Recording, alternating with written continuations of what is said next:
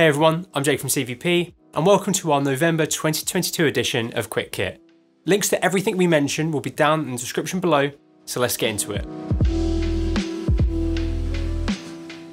Red has announced the details of their Super 35 8K version of the V-RAPTOR, with the introduction of the special edition version, the Rhino. While the camera does share the same body as the original V-RAPTOR, it doesn't share the sensor. This new Super 35 sensor is actually quite small, at just 26.21 by 13.82mm. This actually makes it smaller than the sensors used in both the Komodo and Helium. The Helium I think is going to be the camera that I would compare this camera most to. But of course it has a resolution of 8K and looks to capture some impressive frame rates similar to the original V-RAPTOR. As with every other Red camera, as you window in on the sensor, you can go from 120 FPS in 8K 17:9 to 4K 17:9 up to 240 frames per second, and then up to 600 frames per second in 2K 2.4:1. It's going to be roughly $5,000 cheaper than the original V-RAPTOR, which does make sense given the smaller sensor size. I'm honestly very intrigued to test it and see how this new sensor performs. It's most likely going to be a very popular option for wildlife and sports filmmakers who prioritise resolution and reach over the benefits of full frame. RVZ in France have showcased some really nice stills from it, and I'm really hoping that we get our hands on one to test in-house ASAP. So let us know if you want us to shoot anything specifically in the comments below. Canon has been incredibly busy this month with 3 new announcements. This included the R6 Mark II, 135mm f1.8 RF lens, and new firmware for the C70. We've covered both the R6 Mark II and the C70 firmware in 2 of our most recent videos, which I've put a link to in the description below. However, long story short, the R6 Mark II is Canon's latest update to their RF mount mirrorless camera line, and it's a seriously impressive hybrid camera. It features a reworked body design, Canon's amazing dual pixel AF2 with intelligent subject detection and tracking updates, the ability to capture stills up to 40 FPS using an electronical shutter mode, full width oversampled 4K 60, full HD up to 180 FPS, and a new 24.2 megapixel sensor. With the R6 Mark II, Canon also announced the highly anticipated 135mm f2 replacement, the RF 135mm f1.8 LIS, which looks really nice, and a new speedlight. The new C70 firmware brought a range of improvements which include expanded all-eye recording modes up to 60p, eye autofocus, face and eye autofocus in slow and fast mode, and a new Canon 7:9 picture profile. Links to those videos are down below.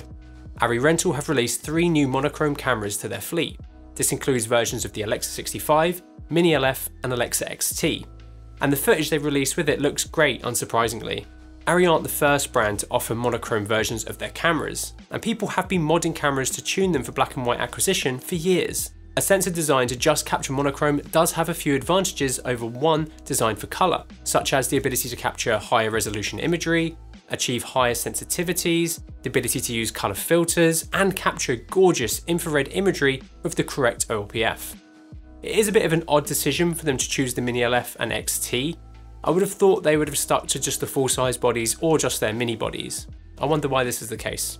ARRI have also announced a new series of large format lenses for their rental fleet too, the Heroes collection, which will consist of the T1 series and Look series lenses at release. These series are aimed at bringing very weird and unique lenses into ARRI's excellent housings and allowing filmmakers to harness their looks for their projects. I'm super intrigued to see what lenses they end up introducing into this line. Lastly, they announced a new glass cover for the ARRI Orbiter. This new cover is aimed to allow users to use the full power of the light without a drop in colour, output or beam angle. Atomos have announced the completion of their new full-frame global shutter imaging sensor, the Sapphire F8. This is actually really great to see, as there aren't too many manufacturers creating their own sensors. So more brands doing this will only increase competition, which is exactly what drives technology forward. While Atomos have developed the sensor, they have paired with a sensor production facility to create the sensors for them. I'm really intrigued to see which camera manufacturer they are in talks with to use these sensors in their cameras. Maybe Panasonic?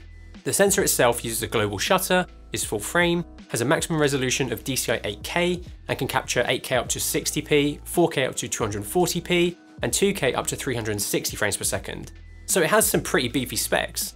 And Atomos are claiming that it maintains the full 12-bit readout across all recording modes. And it's also supposed to be pretty power efficient with just a 2-watt power draw in 8K. It's a really interesting announcement and I can't wait to see a camera with it inside. SmallRig have slowly been releasing more and more lighting fixtures, and earlier this month they released 4 new lights, the 350 and 450, both of which are available in daylight and bicolour, with the bicolour fixtures having a Kelvin range of 2700 to 6500.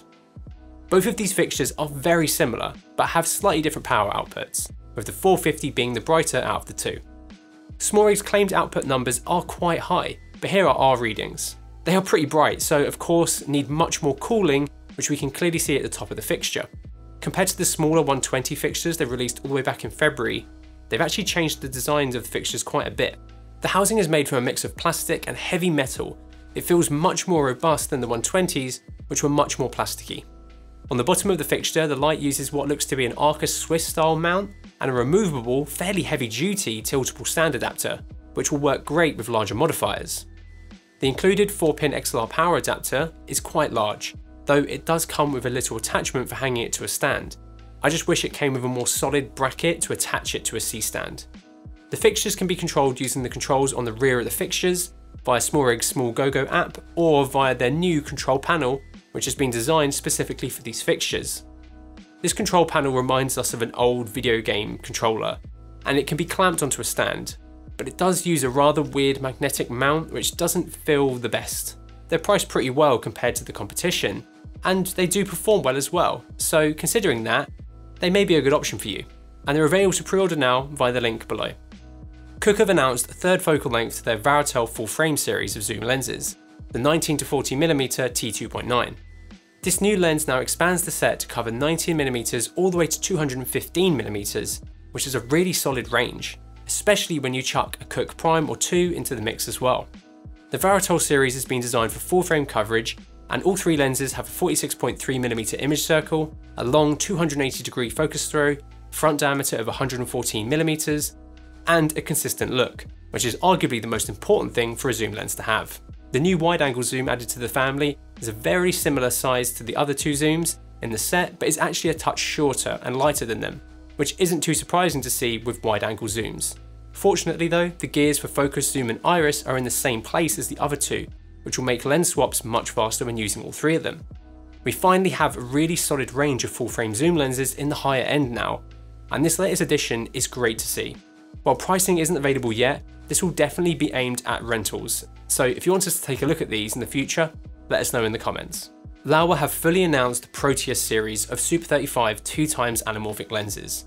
This series consists of a 35, 45, 60 and 85mm at the moment, and they all feature a maximum aperture of T2 and look to be decently sized for their squeeze factor. We've been asking Laowa to create their own anamorphic lenses for years, and it's awesome to finally see these, as well as their nanomorphs, hit the market. These new lenses will all feature the same consistent gear placement, a ring for adjusting your back focus on the back of them, and options for different flare colours like their nanomorph series. There still aren't too many affordable options in the Super 35 2x squeeze market, so I think if the image and price are right, these will be very, very popular. Fortunately, Laowa tends to deliver normally on both of these fronts, so fingers crossed this is the case with these Proteus too.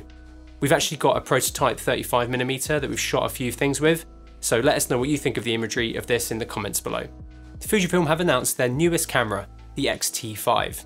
This new camera is definitely more focused towards photographers than video shooters, and that's clear in the messaging from Fujifilm. It's priced only slightly lower than the X-H2, so if you're planning on filming primarily, I would suggest checking out the X-H2 over the X-T5.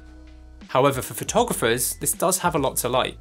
It uses the exact same sensor and processor combo as the X-H2, features a fixed tiltable screen, which lots of photographers love, and the classic dials and buttons you expect from a Fuji stills camera. Fuji also announced their latest lens, the XF 30mm f2.8R LMWR macro lens. This new prime lens looks like it could be quite a nice versatile lens, as 30mm on APS-C is roughly a 45mm full frame equivalent, and when you pair that with the close focus, it could be quite a good little lens. It's also pretty affordable and lightweight. Right, let's get into our quickfire honourable mentions. Links to details about these are in the description below. Angenieux have announced their Optimo Ultra compact lens full pack of zooms. Amaran have released their SM5C controllable RGB LED strip. Blackmagic have released Resolve version 18.1. Deity announced their new V-Mic D4 microphone. DJI released the Mavic 3 Classic and O3 Air unit for FPV drones. Elgato announced the Stream Deck Plus, which actually looks pretty awesome. Full Frame Camera Co. released their 15 and 19mm supports for Canon tele lenses to better support them with more video-orientated rigs.